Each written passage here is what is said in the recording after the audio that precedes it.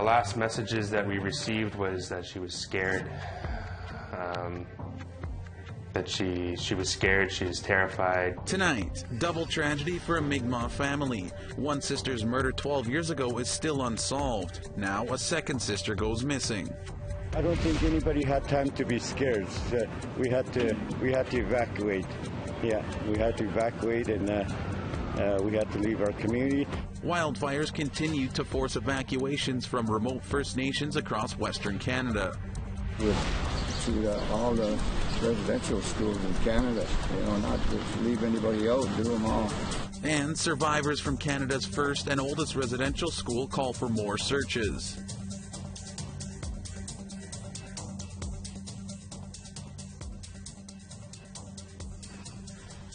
Good evening, welcome to APTN National News. I'm Daryl Stranger. The family of Tanya Brooks is going through another heartache. Brooks was murdered 12 years ago in a still unsolved case. Now they're searching for her sister, Adria Gloade. As Angel Moore reports, it has taken them from their Mi'kmaq community in Nova Scotia to Montreal. We haven't talked to her in over 6 days now. I was in contact with her. That's Adria Gloade. She drove from Nova Scotia to Montreal to search for her sister, Adria Gloade, who has been missing since July 13th, 2021, handing out this flyer with Adria's description. Garrett Gloade is Adria's brother. He stayed in Millbrook First Nation to search for his 37-year-old sister online. He says tips and messages led to the search in Montreal. Adria's last text message led to the family filing a missing persons report. And the last messages that we received was that she was scared. That she was scared, she was terrified, and that if we don't hear from her within 24 hours, that to file a missing persons report. Adria Marie Gloade, 37 years old, of Millbrook First Nation, is 5 foot 7 inches tall and around 140 pounds. It's another tragedy for the Gloade family. In 2009, Tanya Brooks was murdered. Her body left near a school in Halifax in a case that remains unsolved. Brooks, Adria, Tamara, and Garrett are all siblings. It's a rare thing for a family to go through this one time. Unfortunately, this is the second time that, not only myself, but my sister Tamara and Adria and the rest of my sister Tanya Brooks's family have gone through this. So, Gloade says his family will keep searching for Adria to come home. You never ever think that your family or loved ones would be in this position, but hopefully wherever she is, she's fine, she's okay, she's being strong, she's being a survivor. We just want her home. Anyone with any information is asked to contact the RCMP in Nova Scotia or Crime Stoppers. Angel Moore, APTN National News, Millbrook First Nation. An update on the raging forest fires in northern Manitoba. More than 1,600 people from 4 reserves have been evacuated, and members of the Canadian military have been deployed to assist in relief efforts. Residents of Pangasi, Little Grand Rapids, Barons River, and Bloodvein First Nations are being sent to Winnipeg and Brandon, where they will be put up in hotels by the Canadian Red Cross. Some of these evacuees are from Bloodvein First Nation. They were taken down by bus, and many arrived at 3 this morning. APTN's Michelle Carlenze caught up with a few of them at a downtown Winnipeg hotel. It's so sad. I had to leave all my stuff behind, and all the food and all the people's foods and all the defreezes, and I don't know, they'll probably all go into waste. I don't think anybody had time to be scared. We had to evacuate.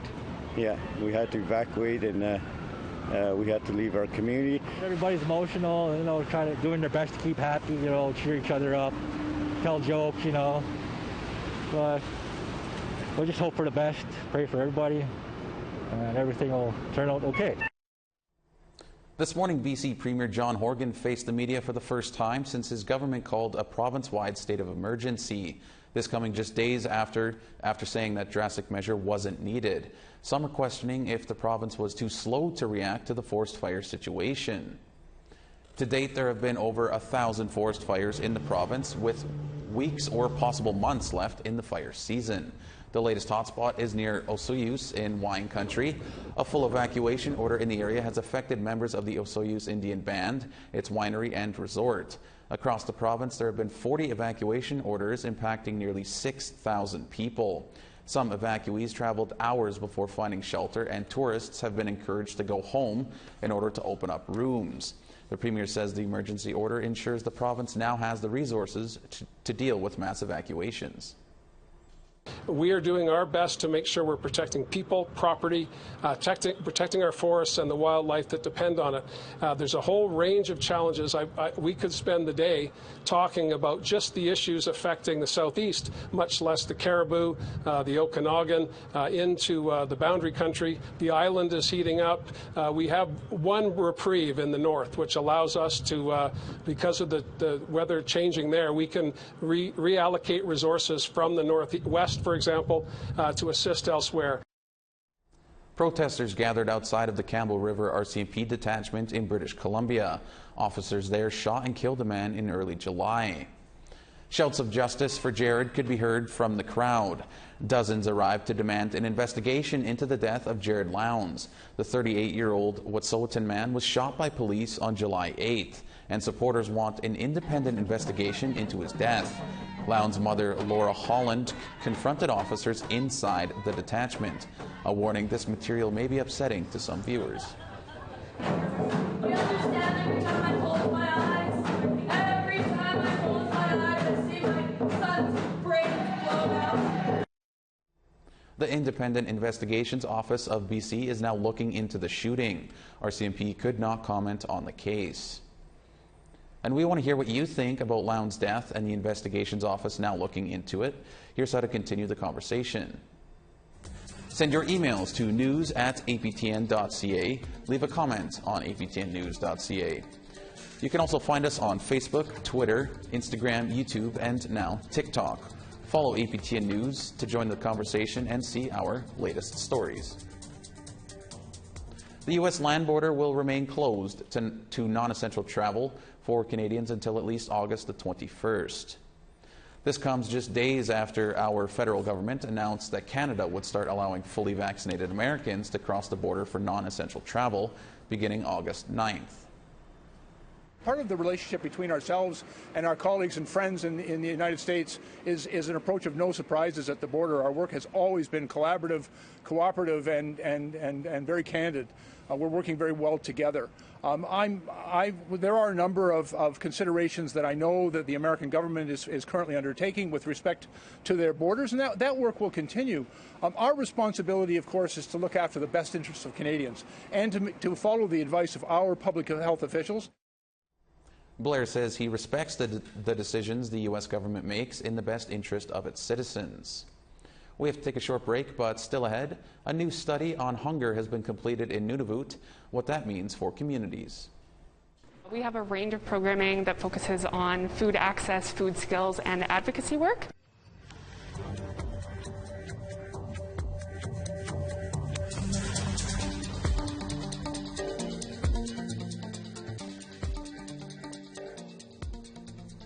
Welcome back. It's a major funding announcement from the federal and Ontario governments, and it will help one former residential school complete the repairs needed in order to open its doors to the country and the world. APTN's Elena McDougall has more from the Woodlands Cultural Centre near Six Nations in Ontario. Kind of like long overdue. Geronimo Henry looks forward to the reopening of the Woodland Cultural Centre at the former Mohawk Institute Residential School. For the renovations, they used to hire us survivors to take their class, the school kids through, or even just tourists that wanted to tour through the school. They'd hire survivors to take them through the whole school, because we knew where everything was in the school, right? So we knew where the laundry room and playroom, stuff like that, upper dorm, lower dorm. We knew the whole, the school inside out, basically. And where some of the stuff happened too, like the like some of the abuses there, stuff like that. The Save the Evidence campaign raised funds to restore the building, which has remained closed for over a year. Following the discovery of unmarked graves at residential schools across the country, the federal and provincial governments announced they would help. The Government of Canada is contributing over $7.6 million for Phase 3 of the Save the Evidence project at the Woodland Cultural Centre, which will help rehabilitate the Mohawk Institute residential school site. Ontario also committed $1.8 million to the project, which will replace windows, repair heating and masonry, and the addition of an elevator will mean all can access the centre. Six Nations of the Grand River took ownership of the property after the school closed in 1970. And as the largest First Nation in Canada, we have a unique ability and duty to tell our story. The Mohawk Institute is one of the sadder and more challenging parts of our history. This place was the earliest and longest running residential school in this country, operating for 142 years. The intent was the same as at so many other similar sites across this country, which was to change us, to make us someone other than who we are. Geronimo Henry said he chose to speak because those who never made it home can't. He hopes every site will be searched for graves. To all the residential schools in Canada, not just leave anybody out, do them all. That's what I want anyway. So then there will be no doubt, we want the truth to come out. So, and that's what I'm all about, getting the truth out there. Geronimo has spoken. Good. Yeah. Elena McDougall, APTN National News. The National Indian Residential School Crisis Line is available for survivors and others who might need support. That number is 1-866-925-4419. After previous camps and tents by homeless people have been taken down in Alberta, the hamlet of Lac La Biche is partnering with the Métis Nation of Alberta to provide a place for those looking for a place to stay. The temporary lodgings will be located 5 kilometers outside Lac La Biche, which is north of Edmonton and is supported by both the community and the MNA. Daily transportation will be available to and from the camp and town. It has a lease to operate until July of 2022 and is planned to open by September.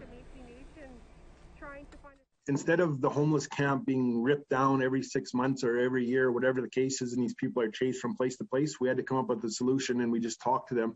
So at least we can leave the people there until we can come up with a bigger plan. So the county's actually working on it right now. They have a task force that's put together that are working on some transitional housing. But we still need a place from now till that comes up. In the north, the Inuit Tapiriit Kanatomi has completed a study on hunger in Inuit communities.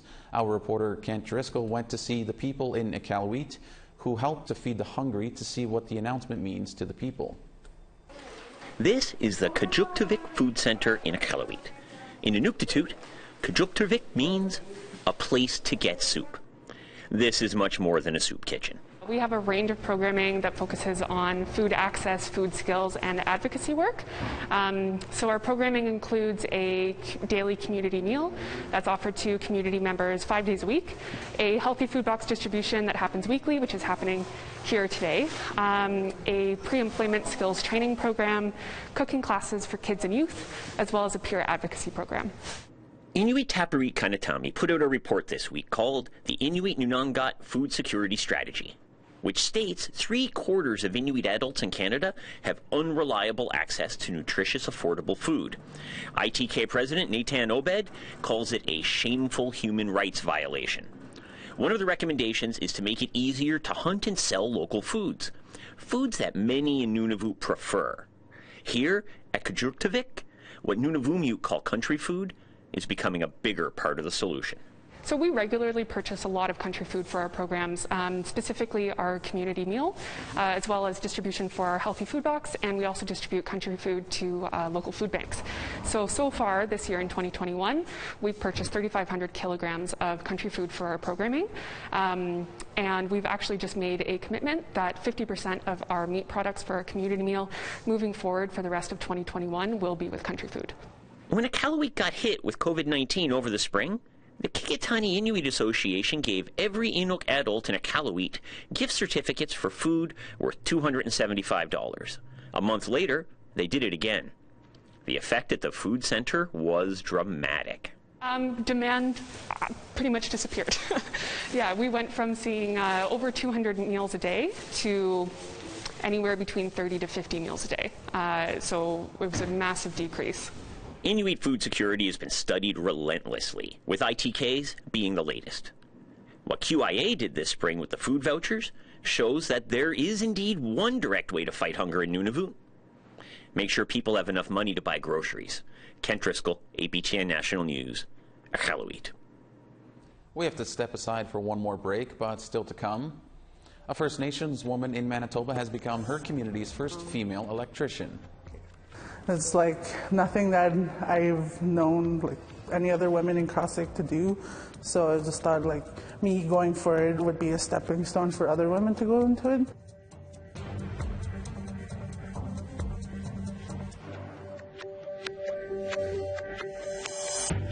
Welcome back. It's time now for our photo of the day. Bill Fowler captured this stunning photo of Mount Robson as seen along the Yellowhead route just along the BC border just west of Jasper, Alberta. Mount Robson stands just under 13,000 feet in height. To submit your photo of the day, send your pictures to share@aptn.ca and then tune in each day to see if your snapshot is our next photo of the day. Now let's take a look at tomorrow's weather forecast. Starting in the east, 18 degrees and rain in Charlottetown and 22 in rain in Halifax. 19 in rain in Nain and 24 in Happy Valley Goose Bay. 24 in a mix of sun and cloud in Quebec City and 24 in Montreal. 26 in rain in Toronto and 24 in rain in North Bay.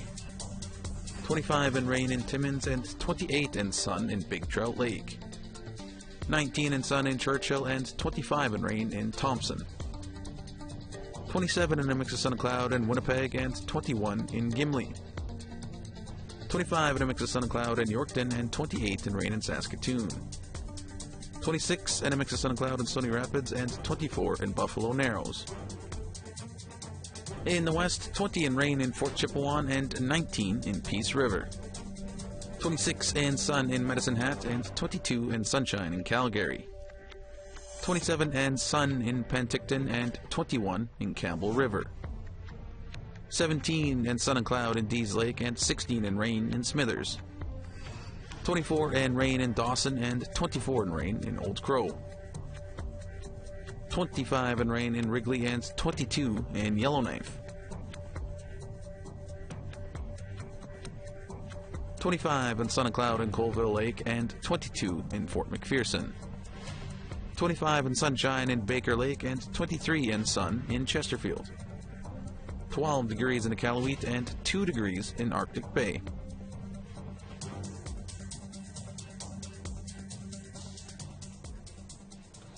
A new stunt company in Alberta is working to boost the Indigenous representation of stunt actors in the entertainment industry. Stunt Nations has launched workshops that are drawing youth from all over the country. Tamara Pimentel has this story. These Indigenous youth are preparing to be stunt actors. Go ahead.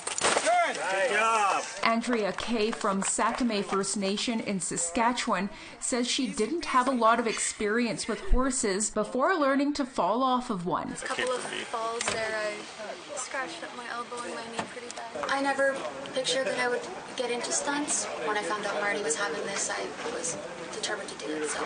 Marty Wildman from Stoney Dakota Nation, along with Nathaniel Arcand, are the stuntmen behind this workshop through their company, Stunt Nations. The pair recently worked on the Netflix series Outlander.